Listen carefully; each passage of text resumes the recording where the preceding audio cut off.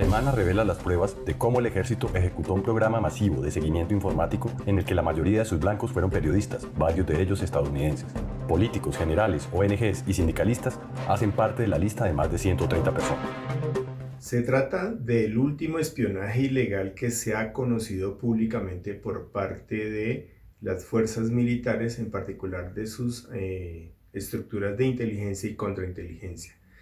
Estas actuaciones ilegales se han venido desarrollando desde el año 2014 bajo una operación que se llamó Andrómeda, y esta se llama la Operación Bastón. Estas operaciones ocurren fundamentalmente contra blancos que son considerados importantes en desarrollo del proceso de construcción de paz en Colombia. La revista Semana trae solamente la información de 130 perfilados, 130 personas sobre las cuales se organizó su información en unas carpetas.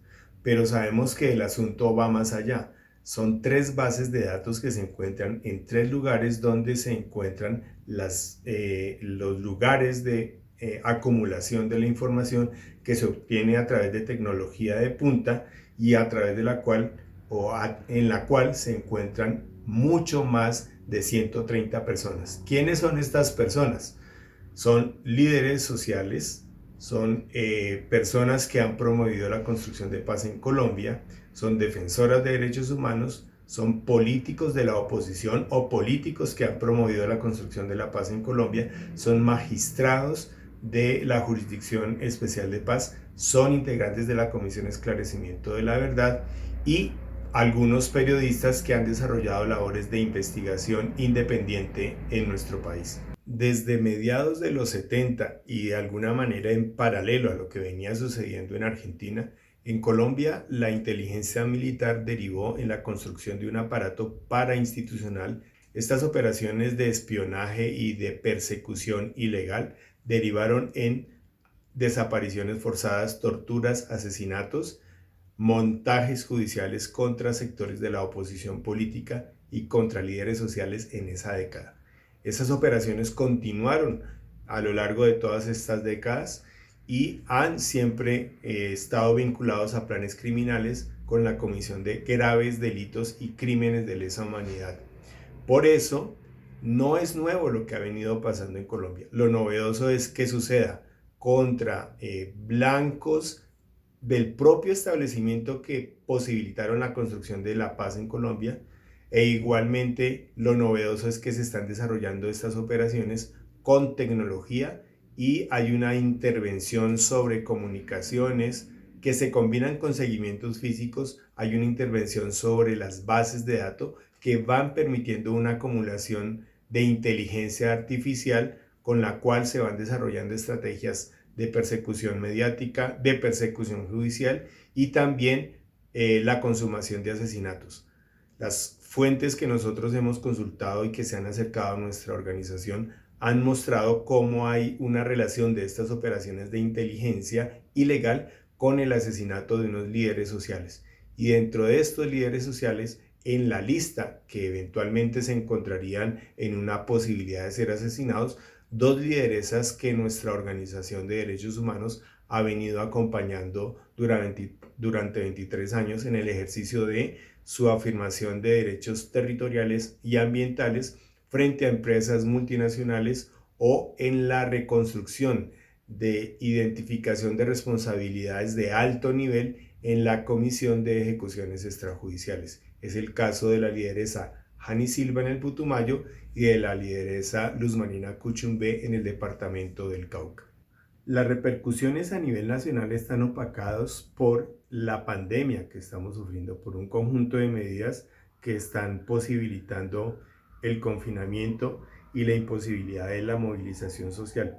Ha quedado reducido a debates mínimamente con efectos desde el Parlamento, que está funcionando virtualmente, pero no se ha logrado más allá de eso una indignación mucho más fuerte.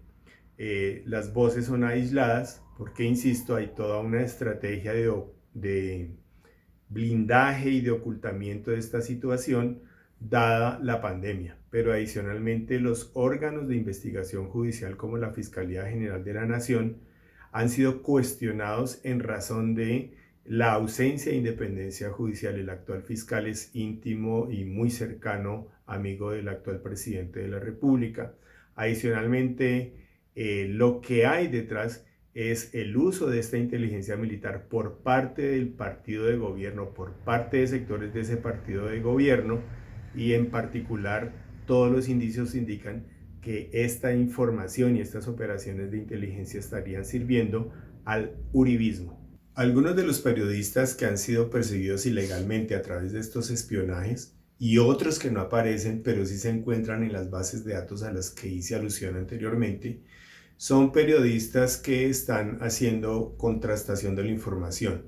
Son periodistas que están investigando, por ejemplo, los vínculos entre empresas nacionales, multinacionales y la protección que hacen los militares. Son personas que están investigando los vínculos de sectores políticos, la fuerza pública, fuerzas militares, fuerzas policiales, con toda la corrupción que existe. Otros han investigado claramente la vinculación de generales y altos oficiales del ejército con grupos criminales de tipo paramilitar, con grupos de narcotraficantes. Y esos se han convertido en blanco de estas operaciones ilegales de espionaje. Es de anotar que muchos de los militares siguen siendo formados en la Escuela de las Américas, donde esta lógica y mentalidad de enemigos internos y doctrina de seguridad nacional sigue vigente.